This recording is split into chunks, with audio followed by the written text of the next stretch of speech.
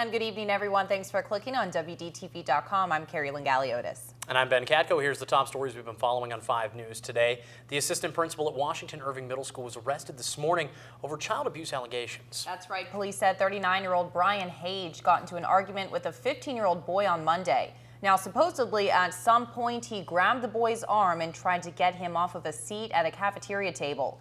The boy fell into an adjacent table before Hage took him to the ground in a submissive position. Now, he did eventually help the student back into the chair.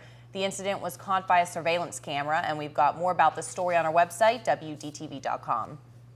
The Harrison County Sheriff's Department's in the middle of an investigation after 2 dead horses were found on a property in Enterprise. But before we move any further with this, we must warn you, we'll be airing some pictures here that are very graphic. They were shared with us by some viewers. The horses were found along with dozens of other horses in terrible condition this week. The Sheriff's Department said they've been in talks with the owners and charges are pending. They're currently trying to find new homes for those horses. And a former president of a Massey Energy subsidiary says Massey's chief executive is to blame for ordering advance warning for mine inspections. Now, this comes as he pleaded guilty to charges from an investigation into the 2010 Upper Big Branch mine explosion. David Hugard entered the plea to 2 federal conspiracy charges today in a federal court in Beckley. He's accused of working with others to ensure miners at Massey operations got advance warning about surprise federal inspections between 2000 and March 2010.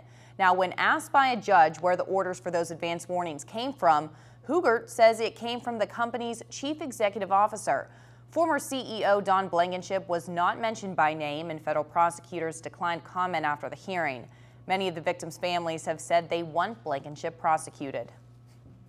Federal mine safety regulators say violations are down since monthly impact inspections of mining operations started back in 2010. The Mine Safety and Health Administration said today that total violations per 100 on-site inspection hours fell 15% in coal mines and 13% in metal and non-metal mines from April 2010 through December 2012. We're told significant and substantial violations are down 19% in coal mines and 33% in metal and non-metal mines. But MSHA Director Joe Main says some mine operators still have not gotten the message. The agency issued 245 citations at 9 coal mines and 6 metal and non-metal mines during the latest round of inspections in January. These inspections began after the April 2010 blast that killed 29 miners at the Upper Big Branch mine. Today, the House of Delegates passed a bill that would drastically increase fines for safety violations for nearly 3/4 of the state's natural gas pipelines. And it passed in the House 19-7 today, and now it heads to the Senate. Now, this bill comes after that massive fire in Sissonville when a line ruptured in December. No one was killed, but that fire destroyed a section of I-77 and 4 homes. Federal rules oversee that and other interstate transmission lines, but today's bill would apply to more than 1,100 miles of pipeline that runs within the state's borders. Fines levied by the State Public Service Commission would increase from $1,000 to $200,000 per violation, and the maximum penalty would rise from $200,000 to $2 million.